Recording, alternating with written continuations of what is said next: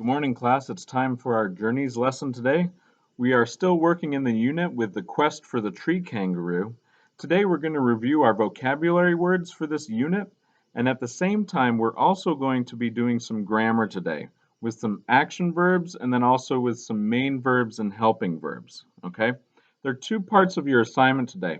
One part, since we can't talk to the person sitting next to us today, well, maybe you can with your family member, but I'd still like to try to talk with our peers today about the work that we're doing. So what I want you to do is, after I review the vocabulary words, I'm going to throw out a question there that normally in class I would have you turn to your partner and discuss. Instead, today, what I would like you to do is post a video on Flipgrid answering the question that I have for you that pertains to our vocabulary word.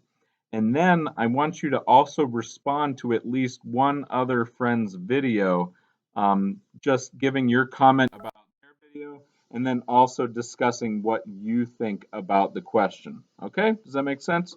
I'll make sure that it's written down very nice and clearly in your Google Classroom assignment as well. The second part of your journeys assignment today is 2 pages in grammar. I believe it is pages 67 and 68, okay? But first, let's review the vocabulary for this unit. So I'm just going to go through the cards. You've seen these plenty of times before. We're just going to go over the definition of each vocabulary word and then an example in a sentence, okay? Well, using it correctly in context, all right? And then after that, I'll pose the one question that I'm going to have you answer and discuss on Flipgrid. And then after that, we'll go over what action verbs are, main verbs are, and helping verbs are, okay?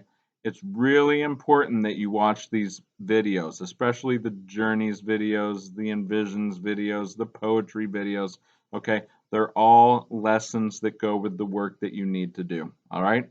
Thank you very much. Okay, so here we go.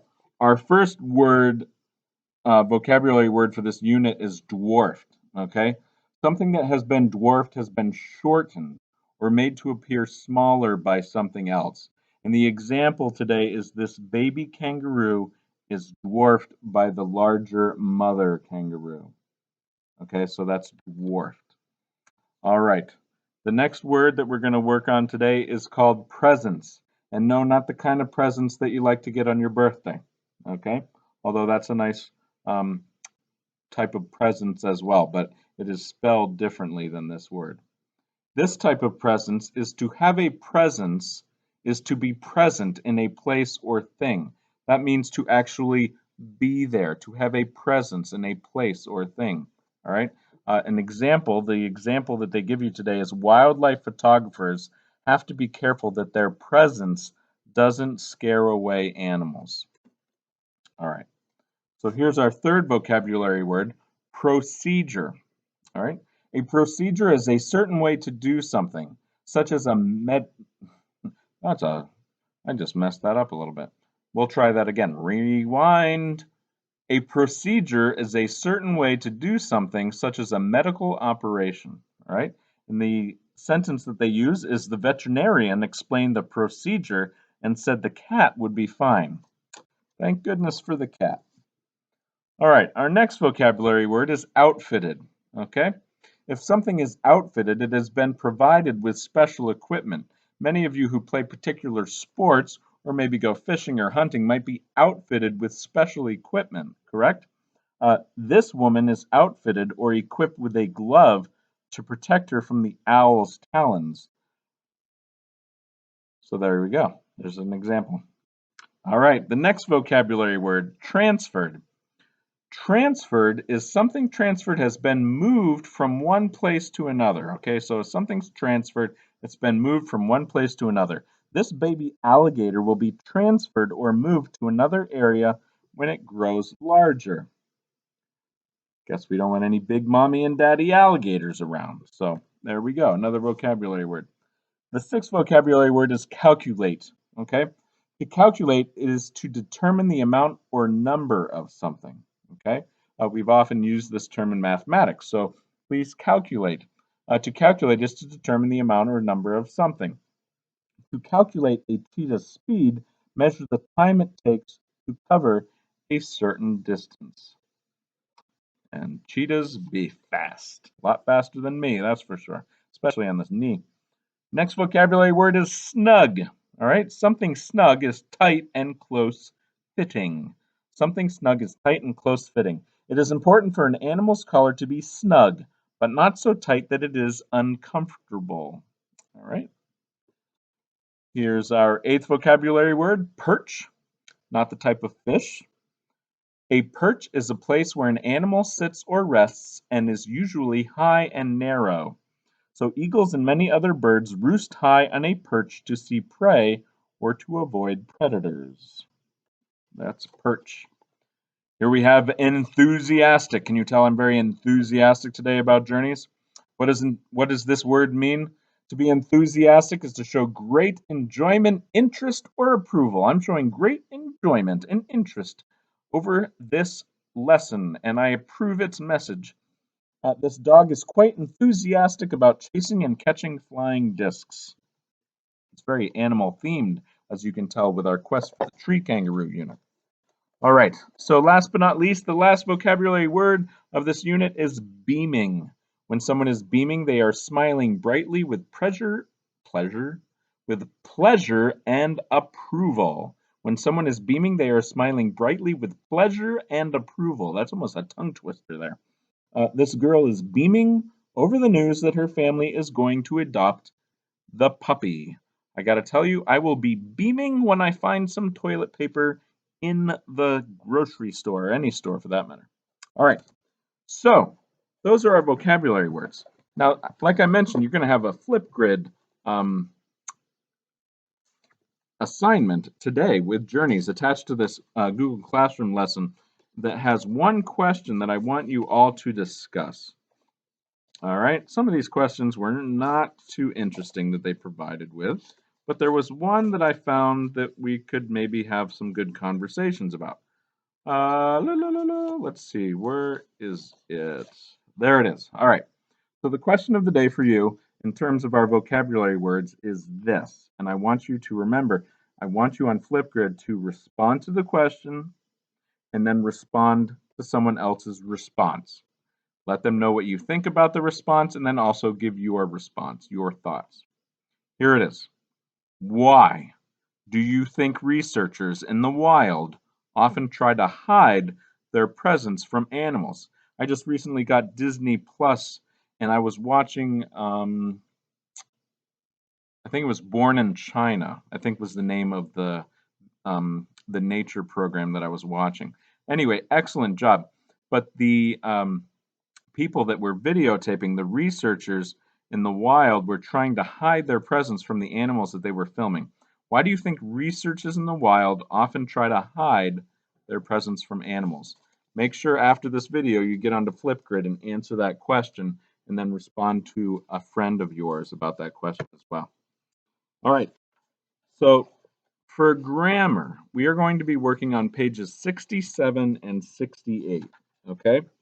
Now, I was just trying to find my marker. There it is. So 67 and 68. 67, page 67 is pretty simple. All you're working on is looking and learning about what an action verb is and then trying to find that action verb in the sentence. Okay? So remember, an action verb shows what the subject does or did. Now, I came up with an example up here. I want you in this sentence, we're going to find the action verb. This is also really appropriate time to be reviewing verbs and other parts of speech because of working with poetry. And this will help you with our poetry unit to think about particular verbs and adjectives and nouns that you might want to use, and adverbs and so on and so forth, that you may want to use with your poems. But anyway, today we're going to work on verbs. The barnacle ate with his feathery feet. It's a pretty cool thing. Barnacles, they're very tiny microscopic creatures when they're born. And then they grow into not much bigger creatures, really. And they stick their heads to a surface and they use a cement-like substance to create that kind of volcano-looking shell around them. And then they have a little trap door called an operculum. But anyway, I digress. What they do is, unfortunately, the rest of their life, they don't mind, they're stuck to the surface that they chose with their head to the ground and their feet sticking up. And what they do is when the water overcomes their whole body, the tide rises and overcomes the barnacle. Then the barnacle opens up that trap door in the operculum, sticks its feathery feet out, and filter feeds and catches the food particles that go by. I'm sure you've learned about that before, probably in third grade. Anyway, the barnacle ate with his feathery feet. All right, what is the action verb there? We have the barnacle. Well, that's a noun. The barnacle there, the barnacle ate with his feathery feet. Do you know the action verb there? Correct. One of my favorite action verbs, right? Ate. All right. So that's all you're doing for that first page on first assignment for grammar, page 67. You are underlining the action verbs in each sentence. Okay. And remember, the answer keys are in the answer key section of your Google Classroom, so make sure you check it after you've done the work. Now, page 68, we have main verbs and helping verbs. Okay. Our main verb tells what the subject is thinking or doing. All right. Main verb, because we often have talked about subjects before, right? Our the main verb now is talking about what that subject is doing, right? Or thinking. Now, a helping verb, remember the placement of the helping verb. It's very important for you to find the helping verb. The helping verb comes before the main verb and adds detail. And here are examples of different types of helping verbs. We have may, might, must, been, is, do, should, have, will, and can. And don't worry, I'm not going to have a quiz for you on all the different types of helping verbs. By the way, I'm reading all of this great information out of your workbook that's in the pages you're going to be working on today. All right? So you're looking for the main verb and then the helping verb. And where does the helping verb come before the main? I just gave it away. What order does the main verb and the helping verb come in the sentence? Helping verb comes first and then the main verb follows. Okay. So here we have the young sea star might devour the blue mussel. Okay. The young sea star might devour the blue mussel. You know what? I just want to point out the action verb first, or the main verb. The young sea star is the subject of the sentence. So what's the young sea star maybe doing? Devouring, right? So here is our main verb, devour. Okay. Now, looking at this sentence, the young sea star might devour the blue mussel. Remember, the helping verb comes before the main verb. So the helping verb here is might. Okay. So devour is our main verb, and then might is our helping verb that comes before the main verb. Okay? All right, and just letting you know that young sea star eats in a pretty gross manner. Just letting you know, sea stars, when they eat, their stomach actually comes out of their mouths onto the food, gets that food, and brings it back into the sea star's belly. Interesting, huh? All right, anyway, I digress. What I want you to do, again, is the vocabulary flip grid, conversation with your peer, and then I want you to solve pages 67 and 68 in your workbook. And then when you're done with that, make sure you check your answer key. 2 or less wrong, way to go. 3 or more wrong, just let me know and I can help you out. All right? Have a good one. Make a great day.